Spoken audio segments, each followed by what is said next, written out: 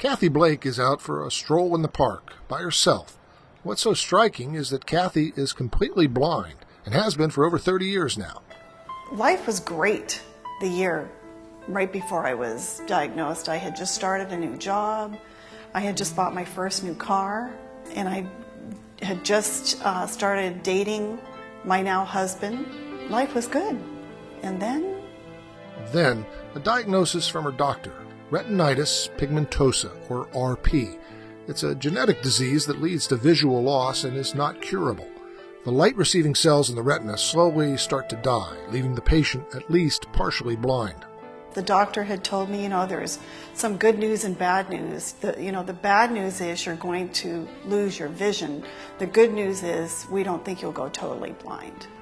Unfortunately, I did lose all my vision within about 15 years. I'm one of the retinitis pigmentosa patients that actually it all went. But 2 years ago, Kathy got a glimmer of hope. She heard about an artificial retina being developed with help from the National Science Foundation at the Doheny Eye Institute in Los Angeles. A good candidate for the artificial retina device is a person who's blind because of retinal blindness. They've lost the rods and cones, the light sensing cells of their eye, but the rest of the circuitry is relatively intact. And Kathy was the perfect candidate. In the simplest rendition, this device basically takes a blind person and hooks them up to a camera. It may sound like the stuff of science fiction, and just a few years ago it was. A camera is built into a pair of glasses similar to this image, sending radio signals to a tiny chip in the back of the retina. The chip, small enough to fit on a fingertip, is implanted surgically and stimulates nerves that lead to the vision center of the brain. Kathy is one of 20 patients who have undergone surgery and used this device. It's been about 2 years since the surgery, and Kathy comes for weekly testing at the University of Southern California's medical campus. So Kathy, we're just going to play with this. That little hole in the center of the glasses is the camera. Kathy scans back and forth until she senses the objects on the screen and then touches them. The low-resolution image from the camera is still enough to make out the black stripes on this board. These are the impulses being sent from the camera to the 60 receptors that are on the chip in her retina.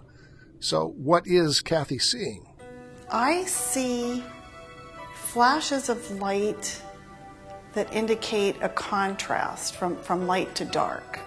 The flashes are now starting to make a little more sense to me, where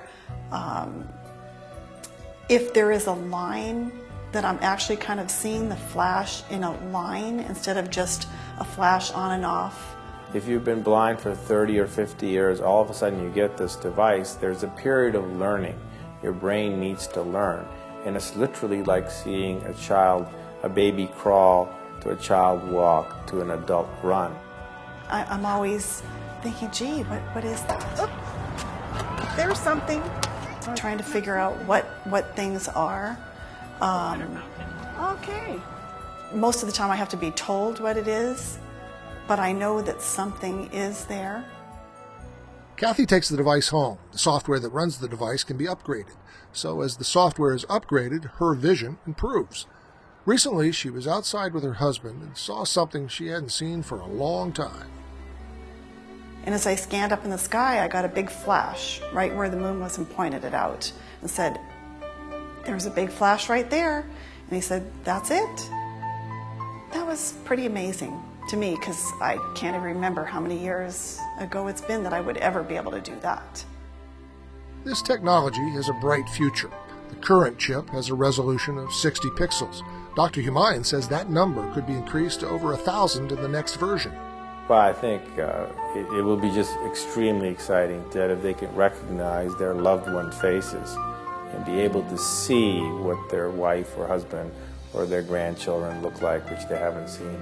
My eye disease is hereditary. My 3 daughters happen to be fine, but I want to know that if my grandchildren should ever have a problem, that somewhere, down the line, they will have something to give them some vision. And Kathy is taking the first small steps to make that vision a reality. For Science Nation, I'm Bruce Burkhardt.